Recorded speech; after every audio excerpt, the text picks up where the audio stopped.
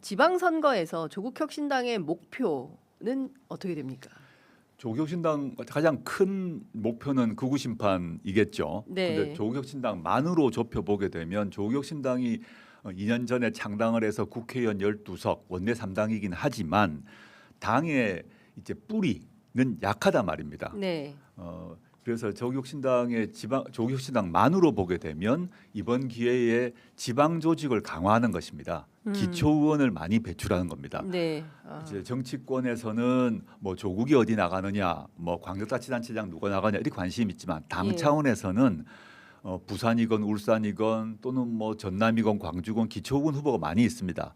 기초의원들이 많아져야 당이 뿌리가 깊어질 수 있거든요. 네. 그래서 조국혁신당만으로 보면 뿌리를 강화하는 것이 저희의 목표다 말씀드리겠습니다. 네. 길게 보고 가야 되기 때문에 네. 그 위에 떠 있는 사람들 이런 주목을 많이 받는 사람들이 아니라 가장 아래에서 조국혁신당의 비전과 가치를 위해서 뛸 사람들을 찾고 있고 그것도 역시 조만간 한 명 한 명 이제 영입을 통해서 발표할 생각입니다.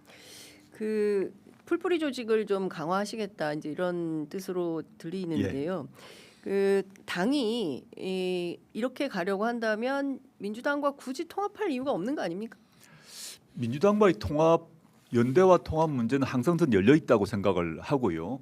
특히 이제 지난번 그 정청래 대표께서 갑작스런 제안을 하셨지 않습니까? 네. 그 과정에서 조국혁신당의 갈 길에 대해서 조국혁신당 내에서는 최고위, 의원총회, 당무위, 전국 당원 간담회를 통해서 딱 차분하고 질서 있게 논의를 했습니다.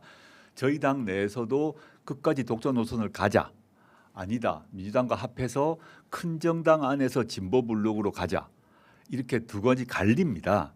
그런데 문제는 그 점에서 열려 있었고 그 논의를 할 수 있다. 근데 전제는 뭐냐면 지분 싸움이 아니라 조국혁신당의 비전과 가치를 얼만큼 받을 수 있는가를 가지고 논의를 해야 된다라는 결정을 했습니다. 근데 그런 논의에 니은자도 들어가기 전에 민주당 안에서 논쟁이 벌어지고 거의 싸움이 벌어지고 민주당의 예를 들어서 이원주 의원 같은 경우는 조국혁신당의 토지 공개념이 뭐 빨갱이 좌파다고 공격도 하고 뭐 온갖 일이 벌어졌지 않습니까? 네. 이런 식으로 앞으로 논의가 되게 되면 통합은 불가능하죠. 음. 상대방에 대한 존중, 상대방에 대한 기본적인 예의가 필요하다고 봅니다. 네. 그런 것 없이 저에 대한 공격이든 저희 당의 비전과 가치에 대해서 색깔론을 편다거나 이러면 그건 뭐 통합을 못하는 거죠. 네. 그래서 저는 그런 경우는 그런 일이 또 발생할 수 있다. 합당 논의라는 것이 조국혁신당의 의사와 관계없이 발생하고 민주당 안에서 싸우고 그다음에 조국혁신당 공격하다가 중단됐지 않습니까? 네. 이런 일이 계속되면 통합은 거의 불가능할 거고 그렇게 되면 28년까지 조국혁신당은 존재하지 않습니까? 네.